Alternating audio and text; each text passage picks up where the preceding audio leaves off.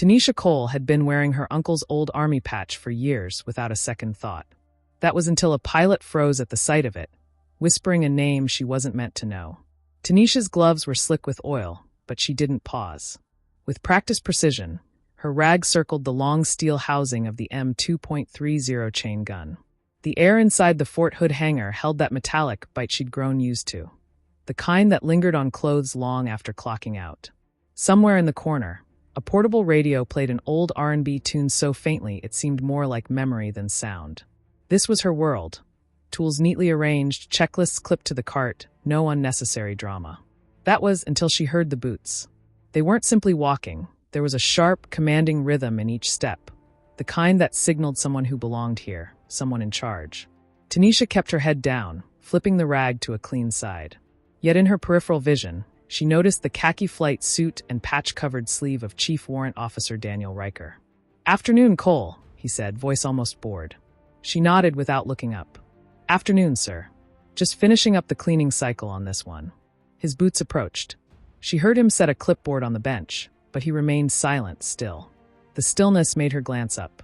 He wasn't staring at the gun. His gaze was fixed on the patch rolled just above her elbow, where she had folded her coveralls to prevent snagging. Her eyes followed his. The patch was old, frayed along the edges, its once bright thread now muted black. Eagle wings wrapped around a lightning bolt over a mountain silhouette. She had sewn it there herself 2 years ago after finding it in a box of her uncle's things. "That's it." His hand hovered over the clipboard, frozen. His jaw shifted, like he'd bitten into something sour. "Where'd you get that?" His voice had sharpened. "It's my uncle's." "Why?" He stepped closer, close enough for her to see the lines around his eyes. "What was your uncle's name?" "Rodney Cole. He did 2 tours in Afghanistan in the early 2000s, passed away about 6 years ago." Riker said nothing, just stared at the patch, breathing slow and measured. "What's going on?" she asked. Finally, he looked at her, his casual tone not matching his expression. "You don't see this around anymore. That's from a unit that got deactivated a long time ago." "Deactivated? Officially, they never existed," he said, leaning one hand on the bench. "Who gave you permission to wear it?" Tanisha frowned. "It's just a patch, sir. I didn't think I needed permission for something personal." Riker exhaled through his nose, not a laugh. "You might be surprised." The silence stretched long enough for her to notice the radio had gone static. She switched it off and faced him. "If you've got something to say, say it." For once. His mouth opened slightly, then closed. He signed the maintenance form, set the clipboard down hard enough to make the pen roll, and walked away without looking back. Tanisha stared at the empty doorway, hands still on the rag. She had been in the army long enough to tell the difference between idle conversation and someone withholding something important. Riker had seen something unsettling, but not enough to explain it. She ran her thumb over the patch, remembering how little she'd asked her aunt about her uncle's service. Uncle Rodney had been proud but private. If this was a rare insignia from a forgotten unit, it didn't change the fact that it was hers. But the way Riker had looked at it lingered in her mind. Wiping her hands, she logged the maintenance check, returned the rag to the cart, and pushed it toward the next Apache. Her mind, however, remained on that moment. The patch and Riker's frozen gaze, as if it had whispered something only he could hear. Little did she know, this was only the beginning. Next morning, the hangar smelled of jet fuel and freshly polished steel. Tanisha arrived early, boots clicking against the concrete, as if timing her steps to the rhythm of the machines. The Apache choppers gleamed under the fluorescent lights, their rotors reflecting 1,000 tiny shards of brightness. She pushed the maintenance cart, checking off the pre-flight list, each tick of the pen marking a small victory over chaos. Then she saw him again, Daniel Riker, leaning against the wall with folded arms, eyes scanning the room as if reading secrets in the shadows. Tanisha paused, pretending not to notice, but her heartbeat betrayed her composure. "Cole," he called without moving. She stopped mid-step, glancing over her shoulder. "Yes, sir? Meet me in the office." "Now." His tone left no room for argument. Inside the small office, the hum of the air conditioner filled the silence. Riker's desk was clear except for a single manila folder. He opened it, revealing old photographs, black and white and faded, depicting soldiers in formation, each wearing the same patch Tanisha had on her sleeve. "You see this?" he asked, tapping the top photo. Tanisha leaned closer, her curiosity piqued. Yes, that's the same patch. Your uncle wasn't just in any unit, Riker said. He was part of a team that carried out missions nobody talks about. Ghost operations. Officially erased from records. Tanisha's fingers traced the edge of the photo. I had no idea. I found the patch in his things. He nodded slowly, as if confirming a suspicion. It's more than a relic. That patch, it's a warning. Anyone wearing it can attract attention from people who still remember the unit. Dangerous attention. She swallowed, a chill running down her spine. So, I'm in danger? Possibly, Riker admitted, leaning back in his chair. But it's not too late. You can still choose how much you want to be involved. Tanisha exhaled, trying to steady herself. She had joined the army to serve, not to uncover hidden histories. Yet, as she glanced at the photographs, she felt a strange pull, a connection to her uncle she hadn't understood before. Riker closed the folder and fixed her with a steady gaze. Tomorrow, you'll start training with us. We keep a low profile, but you'll learn quickly. The past isn't something you can leave behind, Tanisha. Not when it follows your bloodline. As she left the office, Tanisha's mind buzzed with a mix of fear and curiosity. The hangar, once a place of routine and order, now felt like the opening chapter of a story she hadn't asked to be part of, but one she couldn't walk away from. The patch on her sleeve seemed to hum with history, waiting for her to uncover the secrets it carried. The next day, Tanisha reported to the training yard, where the morning sun burned off the mist, casting long shadows from the towering helicopters. Every sound, the clank of metal, the hum of engines, the shuffle of boots, felt sharper, more urgent. Her new team was waiting. They moved like a single organism, each member aware of the other's positions and intentions. Tanisha couldn't help but admire the precision. For a moment, she wondered if she would ever reach that level of synchronization. Cole, Riker called, walking toward her. We'll start with situational awareness drills. Eyes open, mind sharp. You don't just react, you anticipate. She nodded, tightening her gloves. The first exercise was deceptively simple. Navigate an obstacle course blindfolded, guided only by voice commands. Tanisha stumbled at first, nearly falling over the metal beams, but gradually she tuned into the rhythm of her teammates' voices, learning to trust their directions as much as her instincts. By the end of the morning, she was drenched in sweat but exhilarated. Her movements were more confident, more deliberate. She caught Riker watching her from the side, a faint nod of approval on his face. During a break, she examined the patch on her sleeve again. Memories of her uncle surfaced, the stories he had told fragmented and mysterious.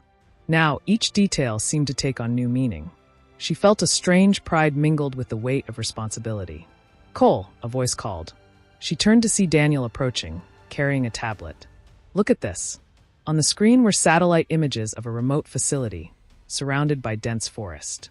Tanisha's heart skipped a beat. Where is this? Classified, Riker said. But it's where you'll be headed next. Your first real mission. Observation only for now. You'll see the kind of operations your uncle once conducted. Tanisha's stomach twisted. Fear mingled with excitement. This was no longer training. This was the beginning of something far bigger. She glanced at the patch one last time before slipping it under her uniform. It was a reminder, a symbol, and now a key to a path she could not ignore. The past was calling, and she was ready, or at least, as ready as she would ever be. As the afternoon sun dipped lower, Tanisha joined her team in the tactical room. Maps, screens, and scattered documents covered the tables. The air was thick with focus. Every gesture, every command had weight. Listen up, Riker said, pointing at a digital map projected on the wall. Your objective is simple. Gather intel without being detected. Watch patterns, note movements, and remember, information is your weapon. Tanisha studied the layout, memorizing entry points, exits, and potential hazards. Her pulse quickened. The thought of stepping into a real operation, even in a controlled exercise, was exhilarating. Daniel leaned closer, lowering his voice. You're doing well. Keep your instincts sharp. Don't overthink, react. The drills began. Tanisha moved carefully, every step calculated, every decision deliberate. Shadows became allies. Silence was a shield. She could feel the hours of training shaping her into someone more precise, more aware. At one point, she froze, catching movement in the corner of her eye. A fellow trainee had made an unexpected shift. Without thinking, she signaled silently, guiding her partner past a potential error. The thrill of seamless coordination sent a shiver down her spine. By the evening, exhaustion weighed on her, but so did accomplishment. Riker clapped a hand on her shoulder. Good work today, Cole. You're learning faster than I expected. Tanisha forced a tired smile, her mind still racing with images and strategies. She glanced at her patch once more, the symbol now feeling heavier, more significant. The coming missions would test her, perhaps change her, but for the first time, she felt a strange sense of readiness. Outside, the sky was painted with the colors of dusk. Shadows stretched long across the yard. Tanisha breathed deeply, absorbing the moment. Tomorrow, the real challenge awaited, and she would meet it head-on. The night settled in, cool and quiet, wrapping the base in a blanket of calm. Tanisha sat on the edge of her bunk, reviewing notes and mental snapshots of the day. Each detail mattered, every angle, every route, every reaction. A soft knock at the door broke the silence. Daniel stepped in, carrying a small tablet. I thought you might want to see the debrief early. Some of your choices today were impressive, he said, offering it to her. Tanisha accepted it, scanning the screen. The review highlighted her timing, her situational awareness, and the subtle cues she'd picked up. A warmth spread through her chest. Recognition, even small, was satisfying. Remember, Daniel added, leaning against the wall, the best agents learn not just from success, but from the moments that almost went wrong. You've got potential, Tanisha, but stay humble. She nodded, absorbing every word. The weight of responsibility was heavy, but she also felt a spark of confidence. The training was intense, but it was shaping her into someone capable, someone ready. Outside, the wind whispered through the trees, carrying hints of the world beyond the base. Tanisha's thoughts drifted briefly to her family, to the life she'd left behind, and to the missions that lay ahead. Each choice would matter. Each step could make a difference. As she finally lay down, exhaustion pulled her towards sleep, but her mind remained alert, replaying scenarios, testing reactions, imagining outcomes. Tomorrow would bring new challenges, new lessons, and perhaps new victories. And Tanisha was ready to face them all. By the time Tanisha returned to the barracks that evening, the Texas heat had baked the concrete so thoroughly that it felt like it seeped into her very skin. Her coveralls clung to her shoulders, the patch warm beneath the fabric. She didn't bother taking the shuttle. The walk back gave her a moment to think, every step pulling her thoughts back to Riker's words. Target on your arm, and to the conversation she had overheard. It wasn't just gossip anymore. This patch represented a dangerous secret. Entering the barracks, she was hit by the blast of air conditioning. The common room smelled faintly of reheated pizza and floor cleaner. A few soldiers lounged on mismatched couches, flipping channels on the TV. Her roommate, Janelle Ruiz, sat cross-legged at the coffee table, playing cards with two others. Hey, Janelle said without looking up, you're late. Everything break down today, or what? Tanisha dropped onto the couch opposite her, pulling off her cap. Nope, just had a weird conversation. Janelle finally looked up, noticing the serious tone. Tanisha tugged slightly at her sleeve, enough to draw attention to the patch. It's about this, she said. The man sitting next to Janelle, Private First Class Mark Givens, leaned in. That old patch. Didn't think you'd be the customizing your uniform type. It was my uncle's, Tanisha said. I've worn it for years. No one ever mentioned it, until today. She explained about Riker staring at it like it carried a curse and the cryptic conversation she overheard. Janelle put her cards down. So he says it's from some ghost unit, and now you're supposed to just take it off. Apparently, Tanisha said. Mark shook his head. Sounds like superstition mixed with paranoia. Units get deactivated all the time. Maybe he's just one of those conspiracy guys. Tanisha replied. He didn't sound like he was making it up. Devin Price, a quiet specialist scrolling through his phone, looked up. Ever think maybe you don't want to know what it means? Sometimes less is better. Tanisha's eyes narrowed. You mean I should ignore someone telling me I'm wearing a target? Devin shrugged. If it's real, there's a reason it's classified. If it's fake, you're stressing for nothing. Janelle crossed her arms. Personally, I'd find out if someone's dropping cryptic hints about my family. I wouldn't let it go. Tanisha leaned back, the weight of Riker's warning heavy. He said everyone from that unit was supposed to be dead. If that's true, then my uncle. She trailed off. The room went quiet. Finally, Janelle spoke. Maybe your aunt knows more than she's told you. The thought lodged itself firmly in Tanisha's mind.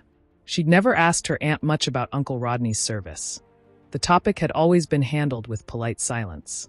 If anyone could confirm Riker's story, it was her aunt. She grabbed her phone. I need to call her, she said. Mark gave her a look somewhere between concern and curiosity. If she tells you it's nothing, will you believe her? I guess we'll find out, Tanisha said. The phone rang 3 times before her aunt picked up. Tanisha, her warm, familiar voice said.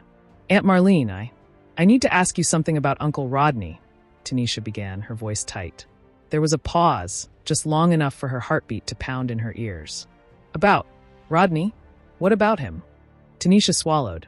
I found a patch today, one he used to wear in the unit. Riker mentioned it. He said everyone from that unit was supposed to be gone. Aunt Marlene exhaled sharply. Oh, I see. You've been asking questions you shouldn't, sweetheart. Tanisha's stomach clenched. What do you mean? Was he part of something dangerous? Marlene hesitated, then said slowly. Rodney's unit. It wasn't just any unit. They were special ops. What they did, where they went, it was top secret. People don't talk about it. But Riker, he knows about it. He was staring at the patch like it meant something, Tanisha pressed. Yes, that patch, Marlene said quietly. It's more than a symbol. It marks someone who was part of that operation. And some people never let go of that past. If you wear it, Tanisha, it might draw attention you don't want. Tanisha felt her palms go sweaty. Attention? What kind of attention? Her aunt's voice was firm now. I can't tell you everything over the phone. Just promise me you'll be careful. I promise, Tanisha said, even as a storm of questions swirled in her mind. After hanging up, she leaned back against the couch. Her friends had fallen silent, sensing the gravity in her expression. She confirmed it, Tanisha said. It's real. Riker wasn't joking. Janelle nodded slowly. So you really are wearing a target. Mark frowned. And now what? You just keep it and hope nothing happens. Tanisha shook her head. No, I need to know more. If Riker knows something, then there are answers out there. I just don't know who to trust. Devin broke the silence. Maybe start by watching him quietly. Don't confront, just observe. You'll see what he does when no one's looking. Tanisha considered it. The thought of surveillance made her uneasy, but Devin's logic made sense. She couldn't just ignore the warning. She couldn't risk walking blind. All right, she said. We'll watch him, see what we can find. And I'm calling my aunt again tomorrow. There has to be more she can tell me.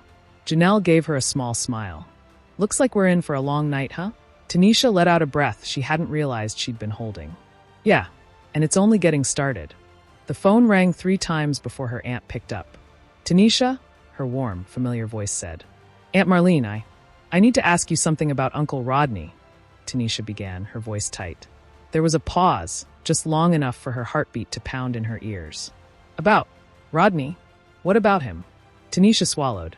I found a patch today, one he used to wear in the unit. Riker mentioned it. He said everyone from that unit was supposed to be gone. Aunt Marlene exhaled sharply. Oh, I see. You've been asking questions you shouldn't, sweetheart. Tanisha's stomach clenched. What do you mean? Was he part of something dangerous? Marlene hesitated, then said slowly. Rodney's unit. It wasn't just any unit. They were special ops. What they did, where they went, it was top secret. People don't talk about it. But Riker, he knows about it. He was staring at the patch like it meant something, Tanisha pressed. Yes, that patch, Marlene said quietly. It's more than a symbol. It marks someone who was part of that operation. And some people never let go of that past. If you wear it, Tanisha, it might draw attention you don't want. Tanisha felt her palms go sweaty. Attention? What kind of attention? Her aunt's voice was firm now. I can't tell you everything over the phone. Just promise me you'll be careful. I promise, Tanisha said, even as a storm of questions swirled in her mind. After hanging up, she leaned back against the couch. Her friends had fallen silent, sensing the gravity in her expression. She confirmed it, Tanisha said. It's real. Riker wasn't joking. Janelle nodded slowly. So you really are wearing a target. Mark frowned. And now what? You just keep it and hope nothing happens. Tanisha shook her head. No, I need to know more. If Riker knows something, then there are answers out there. I just don't know who to trust. Devin broke the silence. Maybe start by watching him quietly. Don't confront, just observe. You'll see what he does when no one's looking. Tanisha considered it. The thought of surveillance made her uneasy, but Devin's logic made sense. She couldn't just ignore the warning. She couldn't risk walking blind. All right, she said. We'll watch him, see what we can find. And I'm calling my aunt again tomorrow. There has to be more she can tell me. Janelle gave her a small smile. Looks like we're in for a long night, huh? Tanisha let out a breath she hadn't realized she'd been holding. Yeah, and it's only getting started. The next morning, Tanisha returned to the abandoned warehouse where Riker had first pointed out the patch. The sun was barely up, casting long shadows across the cracked concrete floor.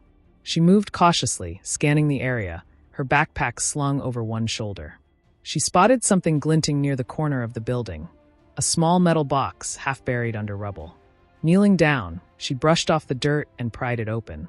Inside, neatly folded, were several pieces of military insignia, a faded photograph of men in uniform, and a small journal. Her hands trembled as she picked up the journal. Flipping through it, she recognized Riker's handwriting. Notes about covert missions, locations, and cryptic references to the operation. A sudden noise made her freeze. Footsteps, someone was approaching. She quickly closed the box and shoved it into her bag, ducking behind a stack of crates. A man appeared, tall and imposing, scanning the area. Tanisha's heart raced. She held her breath, hoping he wouldn't notice her. The man muttered under his breath, crouched down, and inspected the area where the box had been. After a tense moment, he stood up, muttered something else, and walked away. Tanisha exhaled slowly, relief washing over her. She knew she had stumbled onto something far bigger than she had imagined. Once the coast was clear, she pulled the journal out and flipped to a page marked with a red symbol. Riker's note read, "They are always watching. Trust no one completely. The patch is a warning and a key." The words sent a chill down her spine. Tanisha realized the patch wasn't just a symbol of the past. It was a key to secrets that some people would kill to protect. Back at her apartment, she spread out the journal and photos on the table. Her friends gathered around, their eyes wide. This is serious," Mark said, staring at the faded photograph. Tanisha nodded. "It's more than serious. If what's written here is true, we're dealing with people who won't hesitate to come after us. And Riker, he's somehow in the middle of all this." Devin leaned forward. "Then we need a plan. If we're going to dig deeper, we do it smart. We can't just stumble into danger blindly." Tanisha agreed, but as she looked at the photo again, a sinking feeling settled in her stomach. The faces were familiar, and she realized that one of the men looked eerily like someone she had seen recently. Her mind raced. The investigation had just begun, and already, the shadows of the past were closing in. That night, Tanisha couldn't sleep. The journal lay open on her desk, its cryptic notes and diagrams sprawling across the pages. She stared at the red-marked symbols, trying to decipher their meaning. A sudden knock at her door made her jump. Heart pounding, she grabbed a flashlight and peeked through the peephole. No one was there. She opened the door cautiously and found a small envelope on the floor.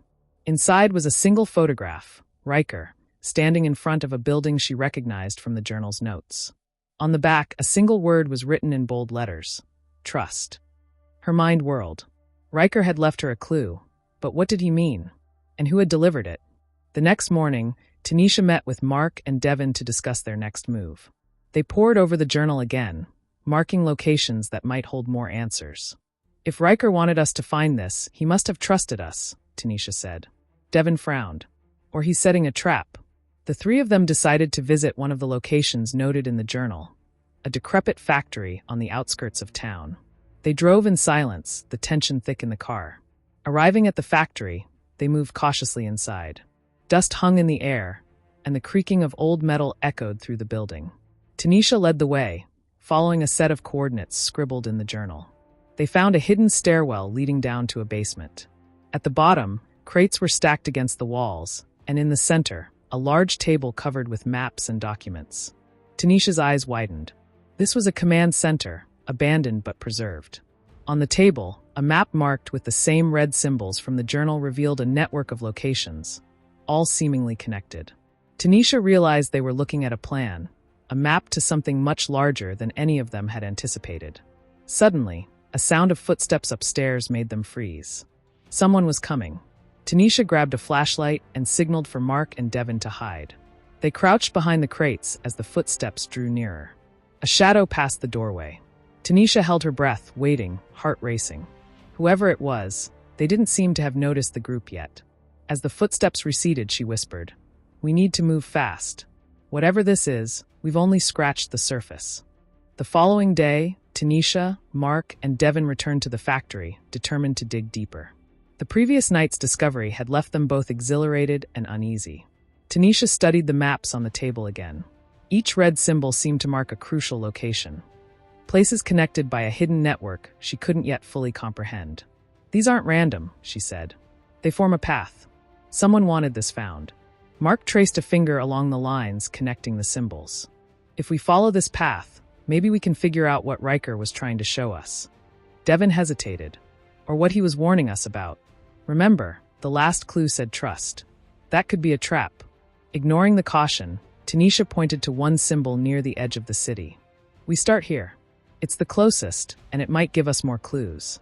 They drove to the location, a quiet alley behind a row of abandoned shops. The area was eerily still, shadows stretching across cracked pavement. Tanisha's pulse quickened as they approached a rusted door tucked between two buildings. Inside, the room was dark, filled with the scent of damp concrete. A single desk sat in the center, covered with papers, blueprints, and a small, locked box. Tanisha knelt and examined the papers. They were technical diagrams, detailing a system she couldn't yet identify. Mark tried the box. Locked. No idea what's inside. Tanisha nodded. "We'll need a key, or maybe a code." She glanced around the room and noticed a small symbol etched into the wall, identical to one on the map in the journal. Carefully, she pressed it. A panel in the wall slid open, revealing a small metallic key. Her hands trembled as she picked it up. This has to be it. With a click, the box opened. Inside were several documents, each labeled with dates and locations. One sheet stood out. It had a list of names, including Riker's, and a series of coordinates. Devin leaned over, eyes wide. This is a log. All the people involved. He's been tracking this for years." Tanisha's mind raced. Every piece fit together, yet the puzzle was far from complete. They had a direction, but the deeper they went, the more dangerous it seemed. Suddenly, a noise behind them made all three spin around. The door had slammed shut on its own. The room plunged into darkness.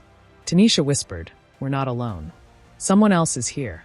Footsteps echoed in the empty alley above, and a shadow fell across the small window. Whoever it was, they knew the group had found the key, and they weren't pleased. Tanisha swallowed hard. "We have to get out. Now!" The shadow loomed closer as Tanisha, Mark, and Devin scrambled toward the door. The handle wouldn't budge. Panic surged, but Tanisha kept her focus. "Back window!" she shouted, pointing to a small opening near the ceiling. Mark jumped first, managing to squeeze through. Devin followed, but Tanisha hesitated for just a moment, long enough for a hand to grab her shoulder. She twisted free and lunged toward the window, climbing out just as footsteps pounded inside. They hit the alley floor hard, hearts racing. The metallic key glinted in Tanisha's hand. "We need to find out who's after us, and fast," she said. Mark wiped blood from a scratch on his arm. "Someone doesn't want this information getting out." "But why? What's in those documents?" Devin shook his head. "I don't know. But the names, the coordinates. Riker was onto something huge." Tanisha opened the first page and scanned it quickly. Each entry detailed surveillance, locations, and people who had disappeared or gone missing under mysterious circumstances.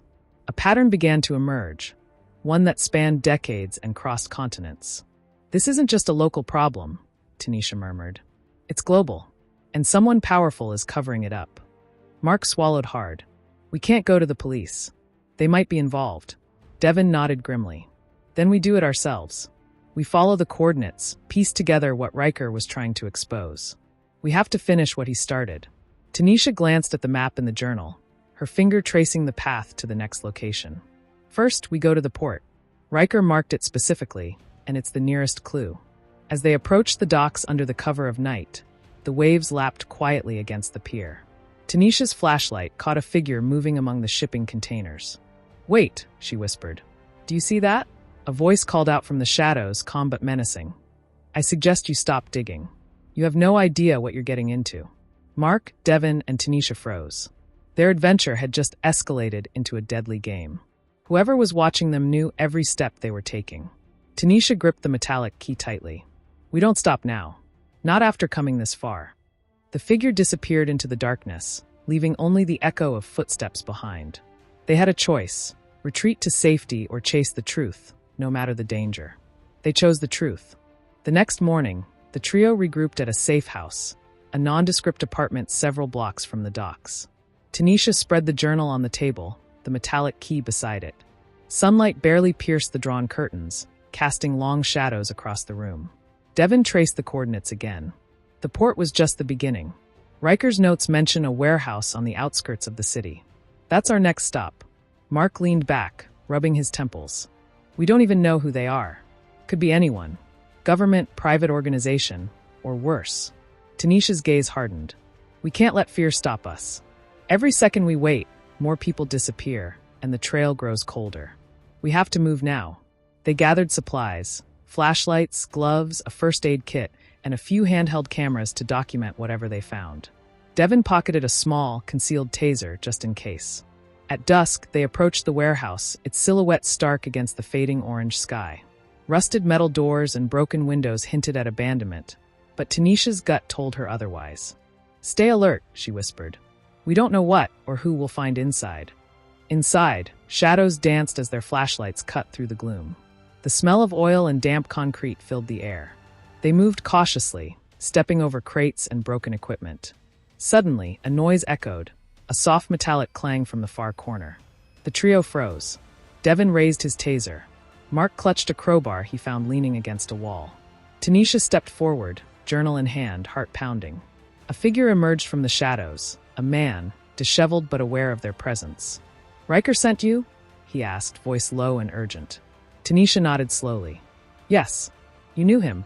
The man glanced around nervously. I knew of him. He was close to exposing them, the organization behind the disappearances. They'll kill anyone who gets too close. Mark swallowed hard. Then we're in even deeper than we thought. The man's eyes flicked to the metallic key in Tanisha's hand. That key, it opens a secure storage facility downtown. Inside are files, evidence. But you'll need more than courage. You'll need proof, strategy, and luck. Devin exhaled slowly. Sounds like we have no choice. Tanisha nodded. We follow Riker's trail to the end. Whoever's behind this, the world needs to know. The man handed them a small envelope, heavy with folded documents. These are the initial leads. But beware they're watching. Every move. Every step. As they left the warehouse, night fully descended. Streetlights flickered. Their shadows stretched long, and somewhere in the distance, a car engine purred quietly. Someone, or something, was following them. Tanisha tightened her grip on the envelope and the metallic key. The hunt for truth had only just begun, and the danger was far from over. The next morning, the city seemed eerily quiet. Tanisha, Devin, and Mark convened at a small cafe, scanning the street outside for any signs of pursuit. The envelope of documents and the metallic key lay between them on the table. We need a plan, Tanisha said, her voice steady despite the tension. Riker's trail leads to the storage facility, but we can't just walk in blindly. Devin unfolded the documents. These are blueprints, security schedules, and some access codes. It's detailed enough, but there are gaps that could get us caught. Mark frowned. We're dealing with a professional operation. Cameras, guards, alarms. If we trigger anything, they'll know we're here. Tanisha nodded. Which is why we need to go at night. Less chance of witnesses, less chance of immediate retaliation. We move carefully, document everything, and get out before they even know we were inside. They spent the day preparing, studying maps, memorizing security routes, testing their gear. Devin calibrated a small drone with a camera for reconnaissance, while Mark practiced silent entry techniques. Tanisha double-checked the documents, her mind replaying every warning the mysterious man had given them. As evening approached, the trio made their way to the storage facility. The building loomed in the shadows, a fortress of steel and concrete. Devin launched the drone, guiding it past cameras and sensors, watching the live feed on his tablet. Path is clear, he whispered. We can move in now.